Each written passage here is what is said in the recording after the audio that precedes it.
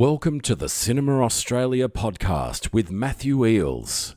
Hello, and welcome to the latest episode of the Cinema Australia podcast. My name is Matthew Eels. This episode is a little different from usual, as it features two interviews originally recorded for my radio segment on 2RRR and the Community Radio Network. I thought I'd also publish them here for your listening pleasure. It's also worth mentioning that I've been quite unwell of late, which is why there's been a short gap between episodes. I'm looking forward to bringing you more podcast episodes over the coming months. My first guest here is Dawn Jackson, a filmmaker from Perth whose new documentary, POINTE, Dancing on a Knife's Edge, is currently touring Australia with a series of Q&A screenings. POINTE, Dancing on a Knife's Edge is a captivating and moving documentary about Australian dancer Floeur Alder. At 22, just as she was about to embark on her European dancing career, she survived a brutal stabbing by a stranger outside her home. While the physical wounds healed, the trauma stirred turbulent memories from her past, sparking a deeply personal quest to find her place in the dance world. Dawn Jackson is an award-winning filmmaker and dancer passionate about social change through storytelling. Dawn's previous work includes the men's mental health drama Fathom, which she directed and produced in 2017.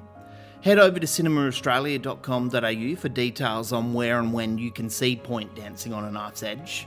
Following this interview, I'll introduce you to our second guest, Davo Hardy. Anyway, enjoy. Dawn Jackson, thank you for joining us. It's great to have you on. Wonderful. Thank you, Matthew. You've worked as a filmmaker for a number of years across predominantly social impact documentaries. I'm wondering, why is social change so important to you as a filmmaker? Oh, it's kind of what drives you. It's that passion that drives you, and that, being able to help people, being able to affect change is just, paramount. And yeah, when I came across this particular story, this documentary, I really felt there was a big story here that really could move people. Someone with your skills could be making films about anything. Talk to us about some of those films that you've made in the past and what impact they've had. Well, I've made a few short films. I went through, my background is dance, really. So I come from a dance background. I was a dance performer, producer, choreographer. That was my first career. So I made a film, a 60mm film 30 years ago that was a kind of a dance film, and it just had some local dancers in it, and we screened that and we had a live music performance in the cinema, and that film was called Industrial Angels. So that was my first kind of venture into filmmaking, really. And then I had my dance career, so I was doing a lot of dance performing and working, and I sort of, the film interest was always there. But yeah, it finally took over, I guess, when I got a little bit too, my knees started to hurt too much. The dance was, my career was coming to an end as a dancer, but I still had this passion to create and make things. So that's when I sort of moved more into the film world industry. Went through Screen Academy. I've made a few short films since then and during that time. But I think I've got such a passion for dance. So I did make a film called Fathom about men's mental health with some of my co-graduates from Screen Academy, which was a film that I had very much, it was very close to my heart, that one. So we worked together as sort of some graduates straight out of Screen Academy on that film, and that was a beautiful film that actually went through Youth Focus. We did a Q&A in Mental Health Week, that's 2017. So I think that's when I really started to realize, that, filmmaking, really can change people, that really can move people and help people. And that's kind of just where my interests really lie. What would you say came first, your passion for dance or filmmaking? I definitely had a passion for dance from being very, very young. Yes. I would not sit still. I had so much energy. And when my mum discovered around 6 years old that there was a dancing school across the road, she was very happy that I had something to do and somewhere to channel my energy. I love And that. I really loved ballet. I was, that's where I thought I was destined for was, a career in ballet. Yes. And I kind of Uh, got into a company, but then it was very much, just it was too small. Like I yeah. was like, oh, this is all I have to do if I'm going to do ballet, and I had so many other interests. So it was actually my husband, my son's father, who was working in film when we met, and he was a designer, production designer, artistic Yeah. director. And that's when I really just, my whole world of film just opened up at that time. Yeah. I love that, and it's quite interesting now because here we are with this new documentary, Point, dancing on a nice edge about Perth dancer Fleur Alder. Mm. I'll let you briefly tell our listeners what this documentary is about. Oh, so it's basically, about a dancer Fleur Alder, who had very famous ballet dancing parents, and in the Australian Ballet in the 70s and the Royal Ballet in the 1960s. And so, she was born and she just was destined for dance. That's all she wanted to do. They didn't force her, but that's what she wanted to do. Mm. So they supported her, and, she was very talented, very gifted, like her parents, and really destined for the world stage. And she graduated from WAPA, the Academy of Performing Arts here in Perth, did an audition tour all around Europe and had some invitations and some exciting engagements to return to Europe. But unfortunately, a terrible thing happened to her when she was only 22 years old at this time. And she was just coming home from a performance 2 doors from her home, and a random stranger like walked up to her, and she thought he was kind of walking past her, just as people do, but he punched her, and she didn't realize initially, but he'd actually had a knife in his hand, and he'd plunged that into her cheek, and it had gone right through the other side of her neck. So obviously it changed her life in that split second, and she survived this horrible, brutal attack. The man just walked off and left her there. But yeah, she miraculously survived it. And so the documentary is all about how she had to come through this terrible sort of trauma, PTSD. But not only that, she had to come out of the shadows of her parents Mm. to find her own voice and her own way as a dancer. Yeah, So, it's quite a phenomenal story actually, and you've known Fleur for quite a while. Can you take us back to your early memories of her? oh my gosh, yeah. So I was a student at WAPA in the late 80s where her parents were training. So they'd had their careers and then they'd come to Perth to teach at WAPA. And I happened to be just one of the students there and met the family then. And I was about 16 and Fleur was 8 years old. So she would come into the dance studio and just after school and, observe all the classes and what was happening. Parents were obviously very involved for long hours in the Mm. studios and running the dance department. And so Fleur was kind of like our little sister in a way. And after we sort of, graduated, we were babysitting Fleur and looking after her. So yeah, she was just, we were like a little family, really. And yeah, and then yeah, so that's how I first met Fleur, really. And How did your involvement in this documentary come about? yeah, so Fleur and I, she was kind of a generation below me. So I'd gone out and I was, working at my career. And then Fleur was coming up training through WAPA. And as I said, she did a tour around Europe. And that was sort of the late 90s when she was training. And I was away. So I came back kind of not that long after this horrible incident had happened. Mm. And yeah, I reconnected her with it when she was kind of trying to, really get back to dance and get back to the stage. And, it really touched my heart, really, that, this had happened to her and that she was, trying to get back to dance. And I loved her as a dancer, looking at her from a choreographic perspective. I really just loved how she moved and her work. And she's just such an expressive, virtuosic performer. Mm. And so we started doing some work together. So really, I think the documentary kind of came out of me sort of documenting things, and I started to work in film, in that time in my life. So were documenting her dance works, and I Mm. was working with her, and both as independents at that time. And then this amazing thing happened where she made this work with her parents. So kind of just seemingly out of the blue, she made this work called Rare Earth with her parents, and she choreographed on her parents, and boldly kind of shared the stage with them. And I remember going to see that performance, and I just was like, wow, this is her really facing and embracing her legacy, her history. Rather than running from it, she's just hitting it head on. And so yeah, that scene, Rare Earth scene, is actually in the documentary. Yeah.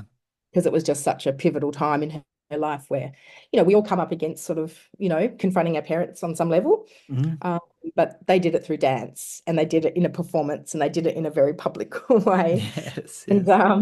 but yeah, I think that was where we really started to think about a documentary or a dance film at least. And but it was a very long time actually after that before I said to her, I think there's a story here about what happened to you, and would you consider, letting me kind of, explore this a little bit with you? And it kind of grew from there. And then, every single dance work that Fleur was doing at that time, I mean, she was doing some work in companies and things like that too, but her own independent choreographic works, when I was watching her, I was just thinking, oh, there's just such a real yearning for liberation, for freedom. Yes, yes. And that's what was really interesting to me as a director. It would have been a challenge. It would have been challenging for Fleur to relive this experience throughout the making of this documentary. You spoke about PTSD before. I imagine it would have been quite hard for her as a filmmaker. How do you manage those challenges? How do you make her feel at ease to tell these stories? Yeah, I mean, that was really hard because you don't want to re-traumatize, someone. Yeah, a few things. One of the things that was kind of a blessing now looking back at it was that we didn't actually get any funding Mm, straight up. mm, We fundraised to like about 60% of our total budget. So, looking back on that now, it actually gave us a lot of time mm. to explore things, to work at things. She was very clear if she didn't want to go somewhere, and we would just leave it. And it was just really respecting her and really taking a lot of care of Fleur, because you don't always know when you're in that space of trauma that you're safe or not. It can be Yes, very that's right. confusing. Yeah, so very confusing. So it was really just, yeah, giving her a lot of space to come forward. And yeah, if she'd ever said to me, like, I don't want to do this anymore, I would have stopped. But I Yes. was never, ever going to stop, unless she wanted me to stop. So the documentary actually became this really beautiful kind of healing process in itself. We were exploring her life, and she was, she was exploring her own life and her own issues. So and because we had that long relationship with each other, yeah, we kind of worked through it. And I Mm. have to say, initially, I was there for Fleur. I was supporting Fleur. It was all that, me kind of caring for her and giving to her. But sometimes it got really, really hard to make this film, and it flipped. And I was ringing her almost in tears, going, "Oh God, it's so hard." Yes. And she would have the chance to kind of be there for me, and so and support me through the fundraising and the producing. And so yeah, look, it's just been a really beautiful relationship. And Yeah. it's not been easy. I mean, yeah, Fleur will tell you herself, she's very fiery, and she Yes. would kind of kick back sometimes, because you do have to kind of push your talent and your subject Mm, mm. to answer questions that the audience are going to want to know, and Mm. things the audience are going to want to know. It has to be a good film. It has to be, satisfying. And Yes. but yeah, so she was fantastic. She was great. And as an audience member, you could certainly feel that healing experience for her as well. How special was it to have her parents involved in the film? Because I believe they've both passed now, right?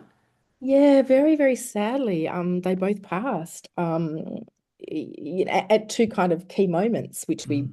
highlight in the film after two of her big performances, and quite close together. But yeah, look, I mean, I knew the family for a very long time. They were like my surrogate parents. We spent so much time, working with Lucette and Ellen at Whopper, and the intimacy of dance, and just the intimacy of just a very small community, relatively small community of dancers. So, we had a relationship. It was wonderful interviewing them both. They could have spoken for absolutely days on their histories. They're both extraordinary people. There's another Extraordinary. documentary in itself right there. Oh, absolutely. It was really hard to keep it, keep it contained because they are both, extraordinary people and have left such an incredible legacy. So but they could be a little bit scary too back in the day as teachers. Dance teachers can be quite hard. But no, they were very, wonderful people. And I must say, yeah, it was for me, having been that sort of teenager working with them and then, interviewing them, there was some real pinch me moments with some of the people we did get to work with and talk to. So my idol. Yes. Yeah. If anything, what have you taken away from your time working with Fleur and watching her overcome this trauma? Have you taken anything away that you might take into your own way of living? Oh, well, I think, in some ways, Fleur and I've had sort of similar, histories in our family. So it's been as much healing for me as it has for her. Her life was very public, mine wasn't. So, but honestly, just to see Fleur, been doing some Q&As with the screenings and to just sit there next to her and I feel a bit emotional, but to see her just talking with such agency and feeling empowered after what happened to her, someone really tried to just take her out, Yeah. of the world. And I think that that we're giving, we're adding to that conversation about violence against women, about trauma recovery, things that weren't talked about many years ago. Like people just did not know how to, look after people with trauma. 25 years ago when this happened. So yeah, to see that, for her to be an inspiration to other people that they can get through things, that they can, work through things. You do have to work through it, but you can. And and she's incredible in that way that she had to just accept that her life was going in a different direction to where she thought she would be. She thought she would be in, the Royal Ballet or Paris Opera or, some major contemporary company in Europe. And she was, really capable of that, really talented enough for that. But to see her just embrace, and accept has been really powerful for me and take away from it. And it's wonderful after screenings, we do have people sort of come forward and, feel like they need to talk and want to share or, they've found some new understanding about trauma. And that's really beautiful.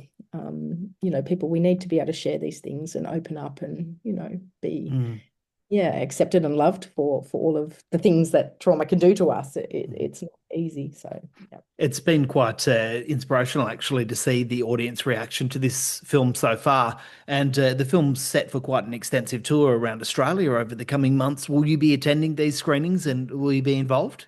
Oh, absolutely. So they're all contingent on Fleur and I attending and Yes. doing Q&As. And, Fleur and her family are very, very well known in the dance community around Australia. So we kind of know that we've got those sort of audiences in those cities who are really excited and asking for us to come. So and we're a real team, Fleur and I now. We do this together. We love that we have each other's support to get through these things and just sharing in the joy of it all as well. So because it's a very life affirming, ending, It for is. so yeah. It really is. Dawn, I wish the film all the best, and I'm hoping that these future screenings are a great success for you. So, congratulations on the film, and thanks for joining us. Thank you very, very much, Matthew. You're listening to the Cinema Australia podcast on SoundCloud, Spotify, Apple Podcasts, or at cinemaaustralia.com.au. Thanks for sticking around, folks. If you've been following Cinema Australia for a while now, you'll know that my next guest needs no introduction. Davo has released a new feature film almost every second year since his debut, The Lives We Lead, in 2015. Since then, Davo's filmography has included Hunting for Shadows, A Silent Agreement, The Blood of God, Public Eye, and the Switchblade Sisterhood. Davo's latest film, Mothers, Lovers and Others, follows the interweaving private lives and family dramas of several people who cross paths at an orgy. Davo certainly has a signature style, and as I tell him in this interview, there's no one else like him making movies in Australia today. Mothers, Lovers and Others is available to watch now via davohardyfilms.com. Anyway, enjoy. Davo Hardy, thanks for joining the show. It's great to be speaking with you again. Pleasure to be back, Matthew. Thank you. Congratulations on Mothers, Lovers and Others. It's been a quick turnaround between films for you. How long after Switchblade Sisterhood did you start writing Mothers, Lovers and Others? I think Mothers, Lovers and Others was originated many years ago when I was at film school. It took me well over a decade to refine it. But after I finished Switchblade, I resurrected it from sort of the bottom drawer of the desk, and not just resurrected, but also gave it a whole haul over. So I reconfigured the characters, gender swapped a few of them, and just kind of updated it to current sensibilities. So that happened effectively over the course of 3 to 4 months. And I think there was about a 12-month gap between when I put Switchblade down and said Mothers, Lovers and Others, or MLO for short, is underway. So it was a very quick turnaround. Do you find that that's the case with most of your films, that these are resurrected screenplays or ideas that you had years ago? Of late, yes, just because I've reached a point in my creativity where I've been writing for my entire life, effectively, and there are a lot of things which sort of linger. Like, that's a nice story that I wrote many years ago that I liked, but as a more rounded adult now, I can build upon it, adjust it, and make it something bigger than it was. So I'm revisiting a lot of my old stuff just to kind of clear out that mental capacity and that creative well. But I always find myself having like the next 1 or 2 projects already kind of in development when I'm working on a specific project. Mm-hmm. So it's just a bit of a production line right now, but I think that's how most filmmakers, especially independent filmmakers, want to be. So it's kind of living the dream. Yes. And you mentioned there that, you rewrote parts of this script. How much of it changed from that original idea to what we get now?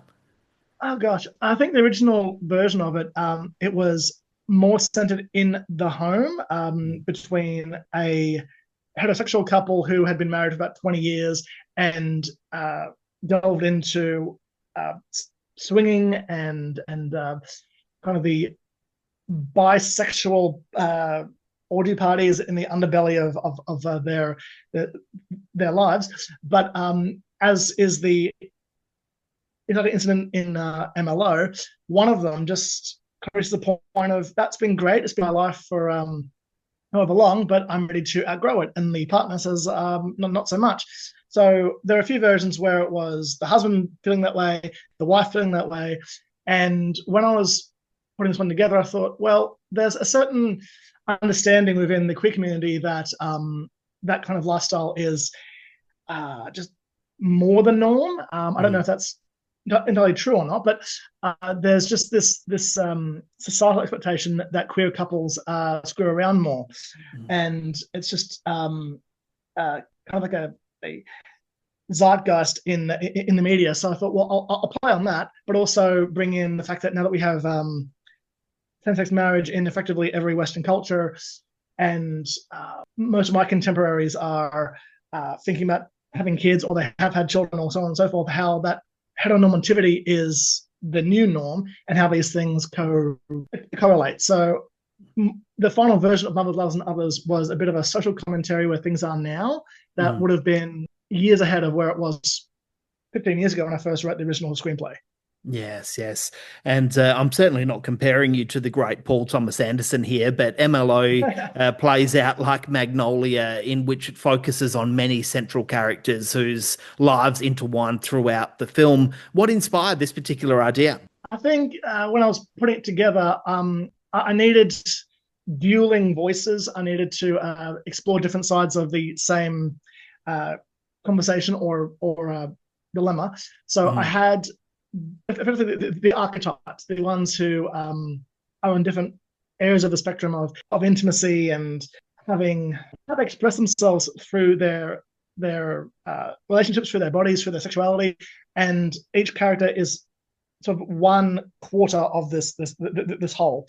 Mm. But when exploring those characters and creating their lives, it just turned into a bit of an ensemble piece, and then having to weave it all together without it being too incestuous was part of the writing. But I couldn't have it just be one couple and their situation. I think that would have been it came across sort of preachy and one-sided in the end. I thought, well, I need to add more into this. So being able to have those extra characters allowed me to expand the story and give effectively every side of the argument its time. Yes, yeah. And as a writer, how challenging is it for you to write so many characters and to make sure certain characters don't get lost in the narrative? To an extent, it's rather inevitable, especially with main characters, that Yes. someone has to be the antagonist or the anti-hero, at least. Someone has to be the protagonist. And there does need to be a sort of a pyramid of the characters. It also bloats the story, which I'm in two minds about. One is I have not ever set out to make a film feel like an epic. Every film I make tends to run a little over 2 hours, which for all intents and purposes isn't that long a film, but there's a lot of story to tell. And I find that can divide audiences they just look at the runtime and say, that's too long. Others are like, that was as long as it needed to be. And because I have to allow time to let the story slow down, let things kind of hit, they can't be quick cutting the whole way through. That pacing texture can be lost on some people as being uneven. So one can't please everybody, but I think as a writer, my main purpose is to tell a rich story with as much depth and realism as possible, so as many in the audience can relate to it as possible. So that means having as many voices as can be allowed without it being too muddied or too noisy. Yes, yeah. I feel like every character in this film is balanced perfectly, so that's kudos to you as a writer. But you play a psychologist in the film, Graham Rutherford. The film also focuses on a school teacher, a male sex worker, and other professions. What was the extent of your research into each character's profession, or were you confident that you knew enough to carry the film? I did a lot of research. I've effectively sought out and interviewed people with similar careers and backstories and life experiences, and funneled all that through my own life experience and my own voice as a writer. So I don't have that much experience with sex work. I don't have that much experience with teaching.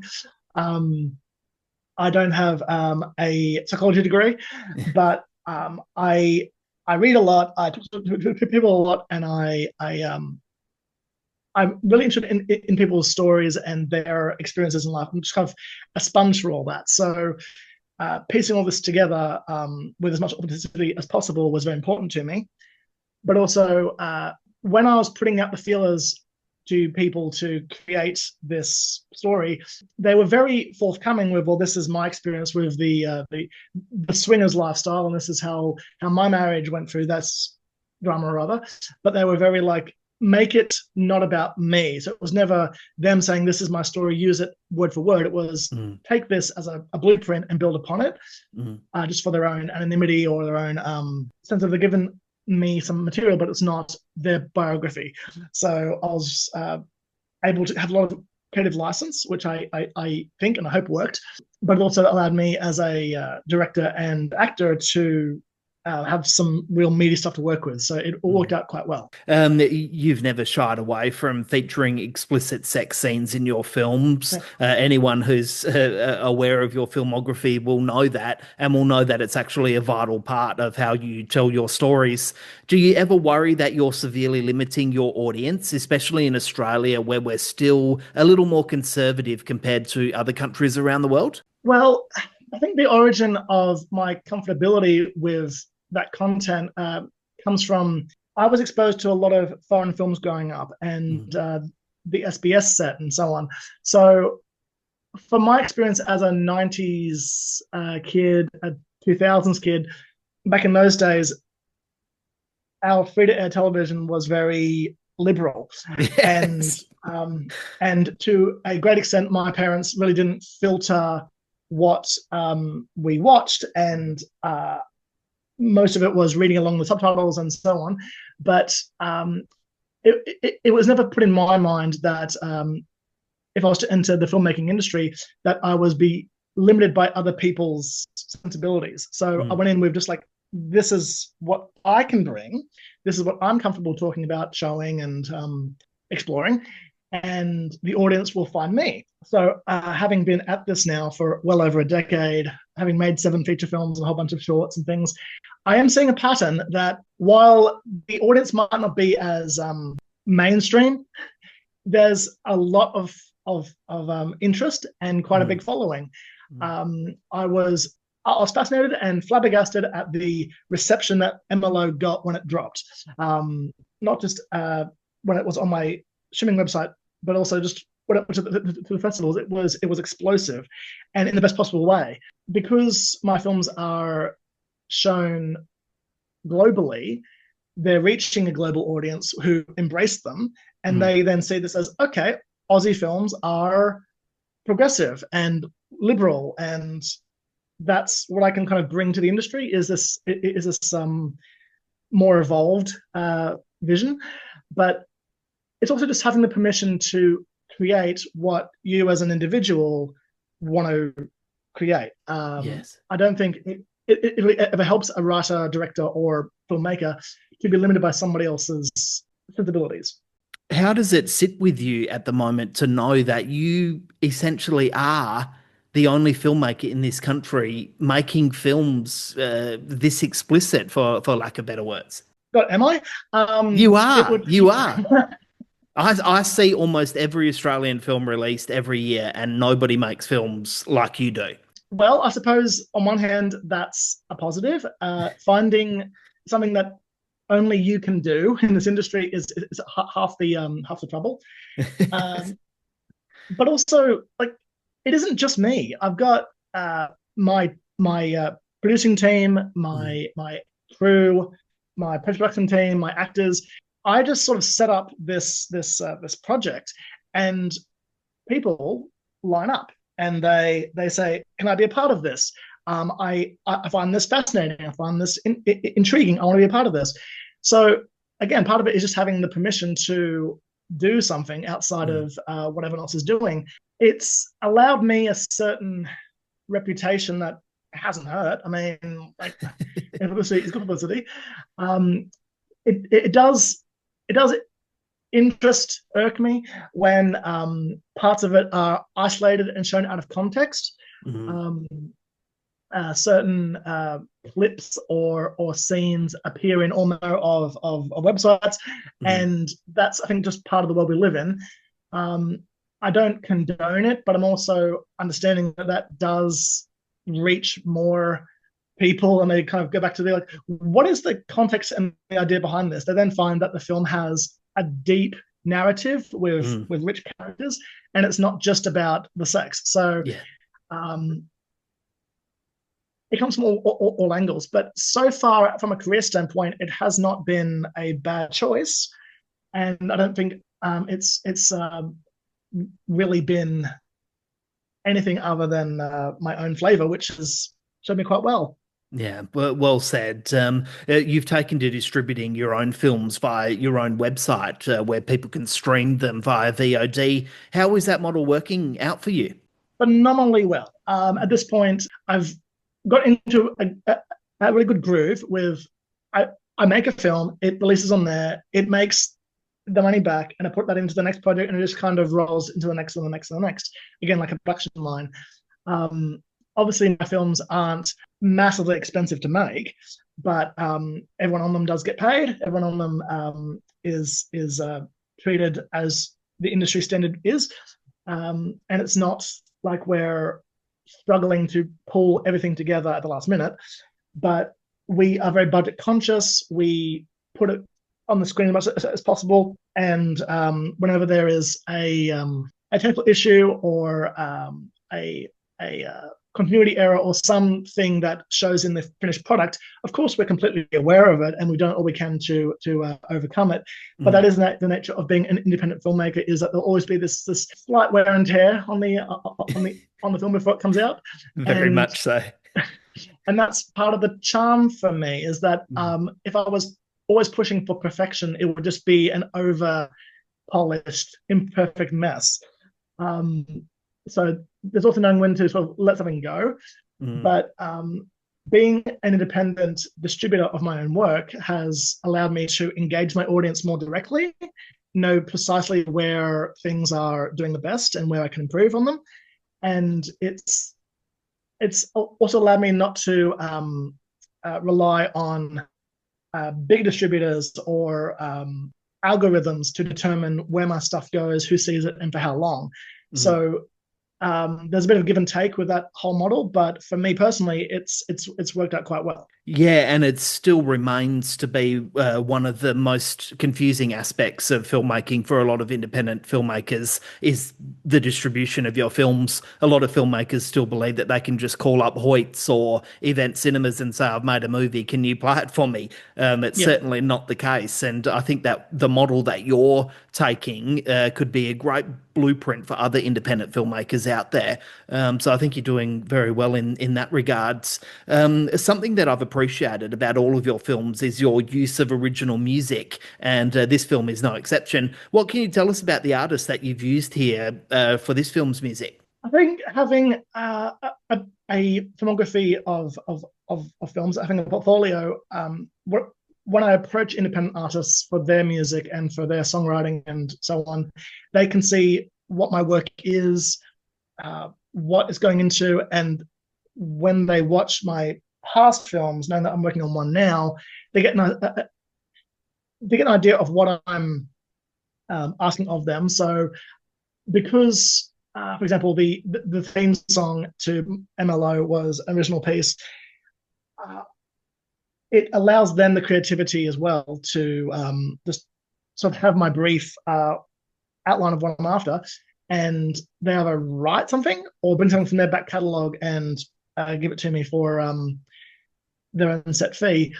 I think as an independent filmmaker, I have it incumbent upon me to reach out to other people kind of at my level in the industry, and by rising the tide, all the boats lift. So it's like, if I can bring them to the forefront too and make their, I guess, obscure music a bit more front and center in my film, then they can be like, here's my new LP. One of these songs appears in an independent film, and one kind of helps the other. So it's really just giving my ear to the ground and networking in that environment best I can.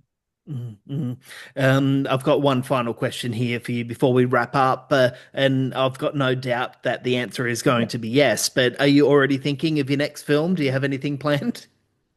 I've got at least one, if not two more, currently in development. Yes. A bit too early to announce them, but yes, I do, absolutely. Well, Davo, I'm looking forward to hearing about those in the future, and it's always a pleasure to chat with you, and congratulations on this film. I wish it all the best. Thank you very much, Matthew. Thanks for listening. Find all the latest Australian film news at cinemaaustralia.com.au. You can follow Cinema Australia on Facebook, Instagram, Twitter, YouTube, and TikTok.